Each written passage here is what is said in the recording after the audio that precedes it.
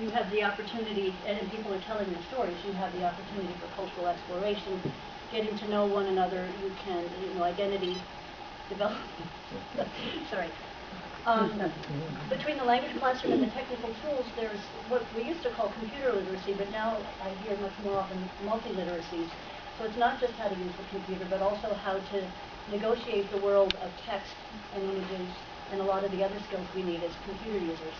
And finally, what I'll spend a lot of time on are the digital narratives. So it's the student stories put in a form that can be shared with other people, often in the collaborative process. At the very heart is the learning community. I see these three, when they combine, as providing an opportunity really to build a strong sense of collaboration and community in the classroom as people work together on their stories, find out about each other and themselves.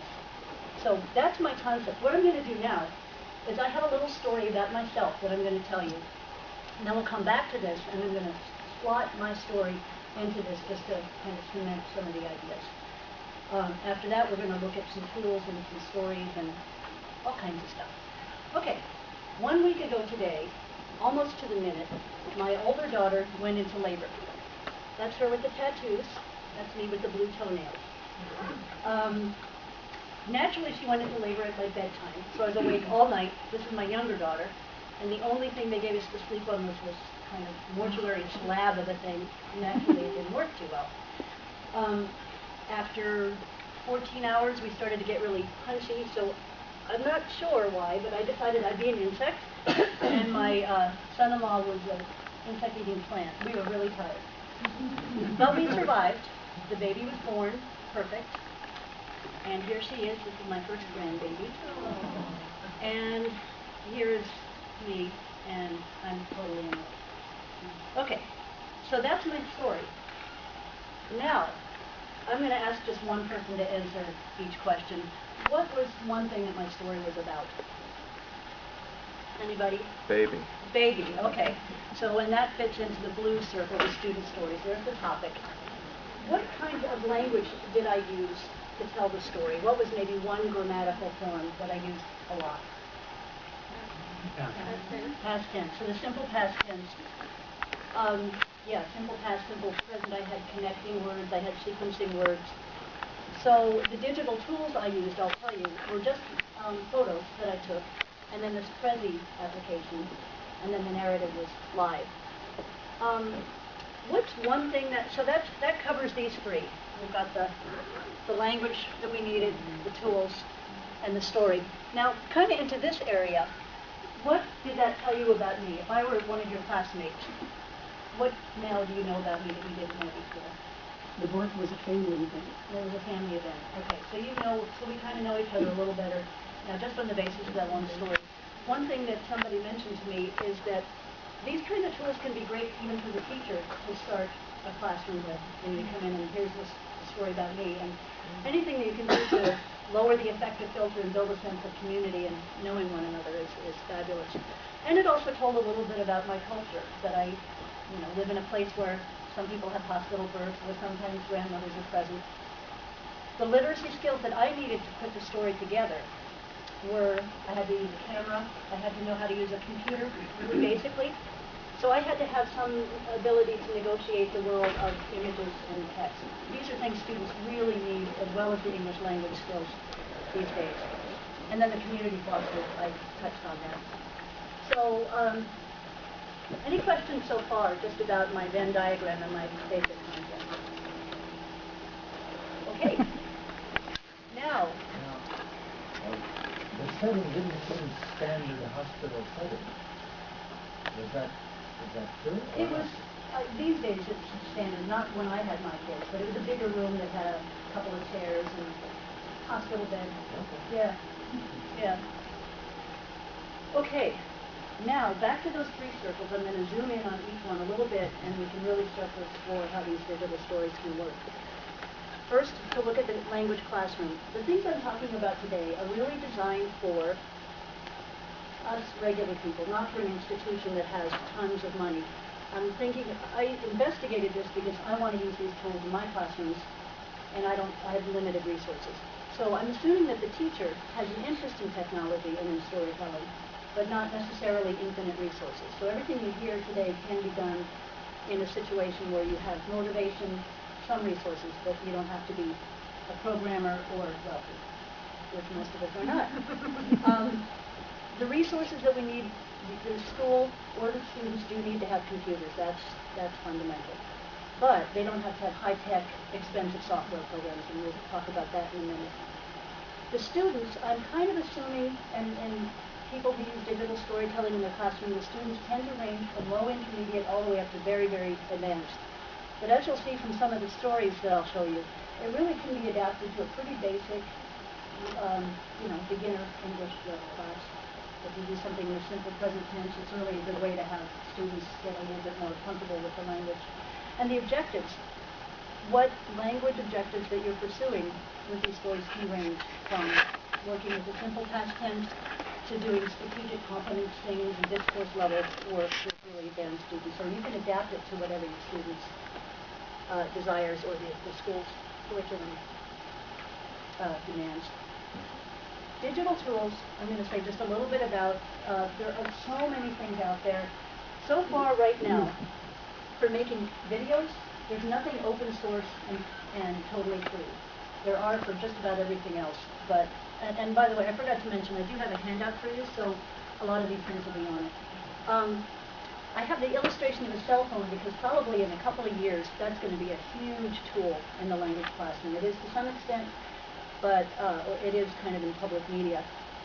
But as more and more people get internet access, I can see that that could be a really great tool for digital storytelling. You're in a restaurant and you interview your friend. We're not quite there yet because it's not as ubiquitous as we might want it to be. But the amazing thing to me about digital tools is everybody I've talked to and the work I've done with digital technology and students is that the learning curve isn't as bad as I thought it would be. I would think it would be really hard for language learners to deal with having to learn the software. But because they're learning by doing it and because they have an ultimate objective, it's a means to an end. So everybody I've talked to said it's not a huge hurdle. So that's one thing that surprises me. And research has showed that if somebody has a passion that they're pursuing, the technology tends not to get in the way. So they actually can advance literacy skills, computer literacy skills, without too much pain. I'm going to show you very quickly 4 tools. This one, and these things change about every 10 minutes. This used to be, do you guys know iMovie? Yeah. So I think it still comes free with the system, right, with Mac? It did a year ago with this one. So a lot of people use iMovie. It's free. I find it a little clunky, but a lot of people use it for digital storytelling. You can have one soundtrack, and you can have images, and you can move around in the images. So this is a really great tool for students who have Macs. The PC equivalent, you guys know Movie Maker? Mm-hmm. Okay. So these are the 2 that I find people use a whole lot when they're using digital stories in the language classroom. I'm mentioning this other one that I kind of like. It does cost money. It's about $40.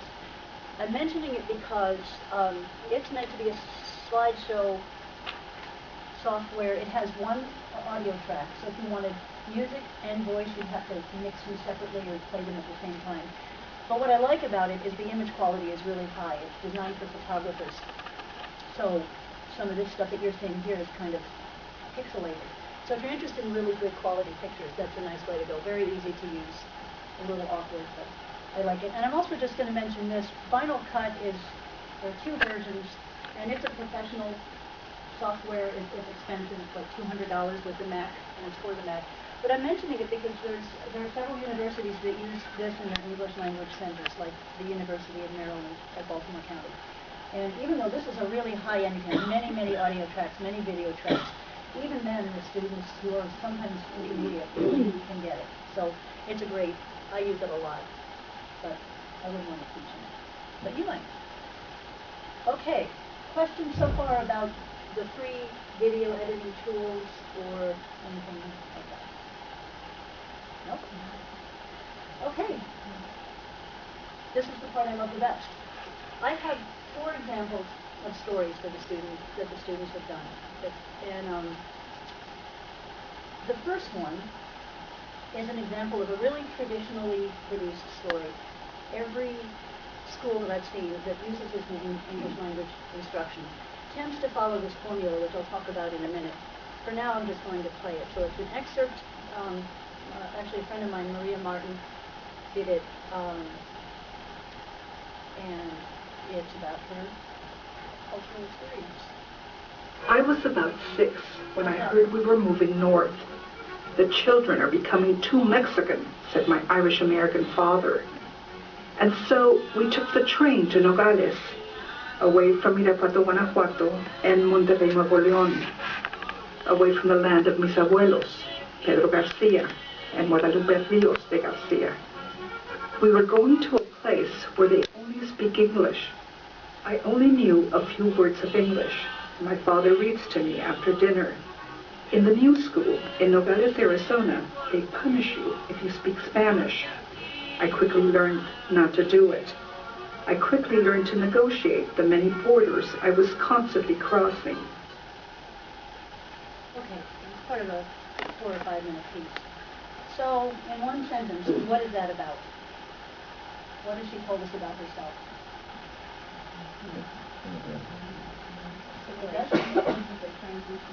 Transitioning, yeah, right. Her identity as a Mexican-American woman. So identity is obviously the big thing that comes up for students. UNBC finds that if they give the students an open topic to produce, students usually pick identity anyway. And that's for an obvious reason I was going to talk about later, but we all know that when somebody comes to this country, there's this cultural isolation, and it's just a wonderful tool for somebody to be able to say, this is who I am, not only to the others, but to themselves. And so it tends to be a common topic. Now, what I want to mention here, I'm going to tell you a little bit about the process that they used to put this together, kind of as a foundation for where we're going to go next. But did you notice, who was she talking to? The narrative line. Who was she speaking to? Anybody notice? Sounds like she's speaking to me, Okay. directly. Yeah. So yeah, she was kind of speaking to anybody. She wasn't speaking to herself, or maybe she was speaking to herself. I think Tatiana said that. So it was an undefined audience. It could be anybody. I point that out because I'm going to play some different kinds of things. The other thing that I think is really interesting about this is the relationship between her narrative and the pictures. If you noticed, her narrative was always informed, or she'd have the narrative and then she'd have an illustrative picture. Mm-hmm. So pretty much everything she said, there was an example. So that's one pretty classic slideshow format. The way this was produced was they began, the Center for Digital Storytelling has been a pioneer in this form and has done a lot of training and also works a lot with universities in getting them going in their programs. And they have a very set methodology, which begins with their writing, each student writing a 250-word essay, which then they convene with other students, maybe 5 or 6 in a story circle, and they describe their idea, and the students give each other feedback. So it's really collaborative among the students. The teacher's role tends to be more as a facilitator than an advisor. So the student revises, and the student really drives the process. How much do they want to focus on accuracy? How much do they want to focus on fluency? Anyway, and so they revise this, and then after the narrative is all dialed and written, then they put pictures. So in some cases, this is the result. The picture is a real illustration. So the next thing I'm going to play is something that I did when my daughter turned 18. I did it for her birthday. It's just an excerpt. And it has the same kind of content as the one you just saw. It has images that kind of move within the images, and it has narrative, and it has music. But you'll see it's very different. Whoops. Well, you won't see if I make it go away. All right, there it goes.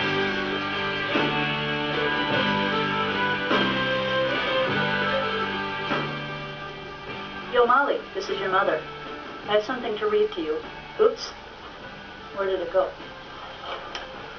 Okay. We at Anza Borrego Desert State Park take great pride in sending celebratory good wishes to Molly at this monumental turning point of her exciting life. We have adopted Molly, and at the same time have been adopted by Molly. Her zest for life, adventure, knowledge, and new experiences set her up for great successes and satisfaction in life.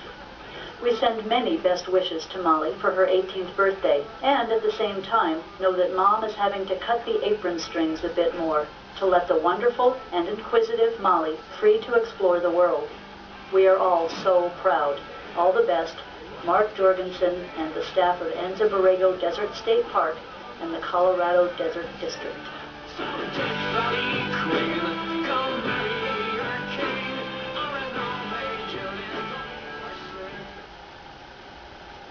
Okay, so you can see the same elements.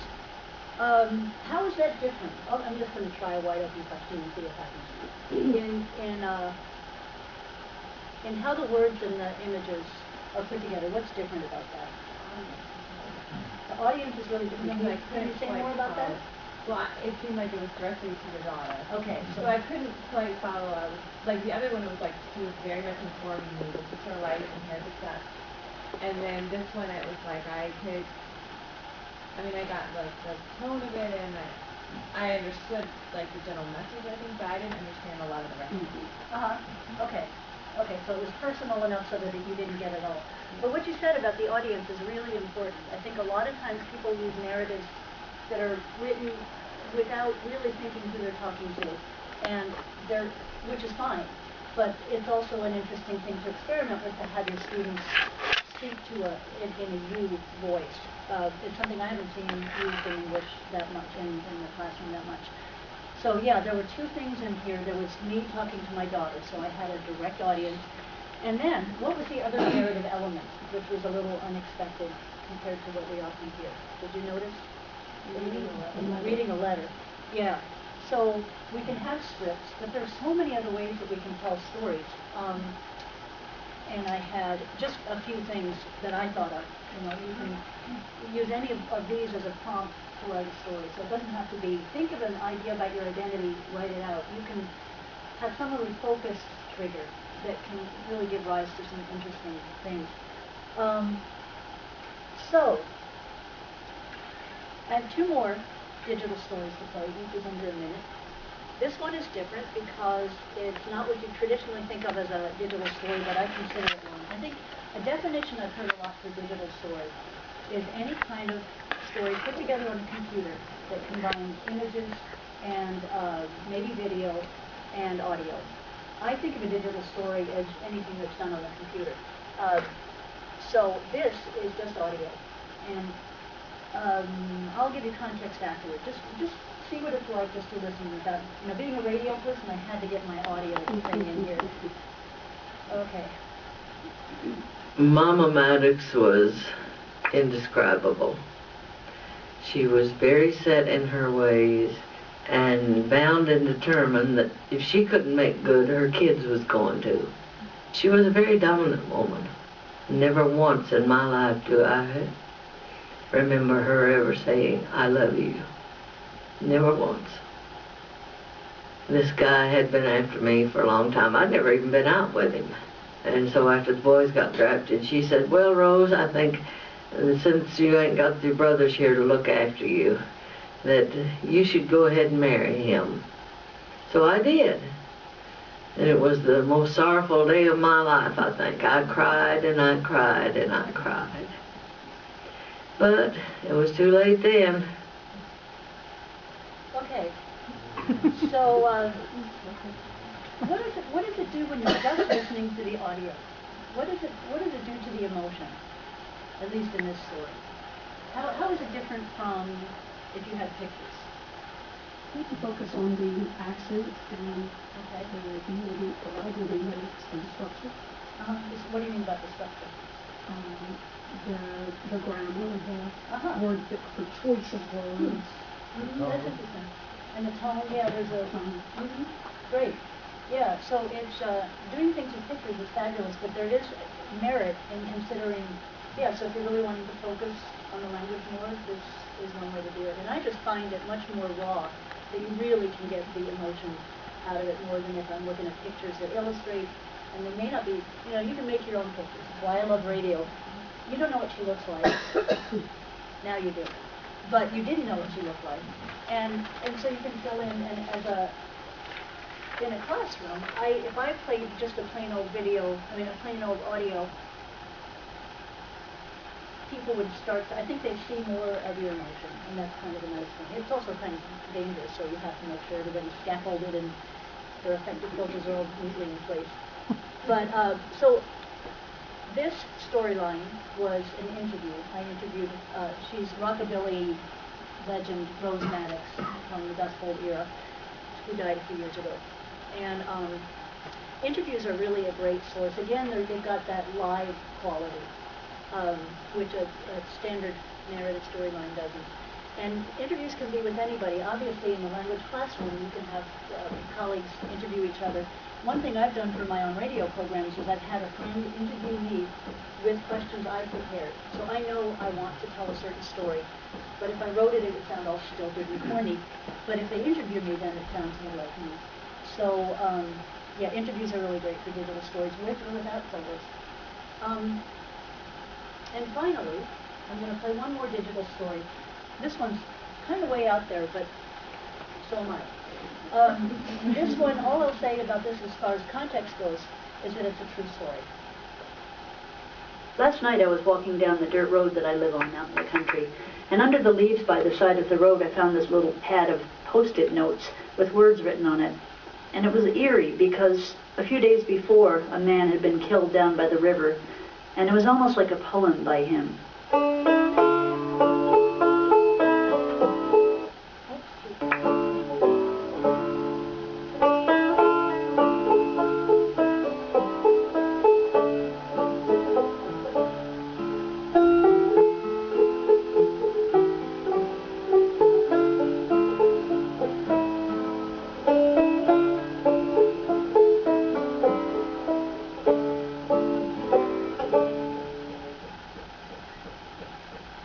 So that's that one, and you can see that's far from traditional. The narrative storyline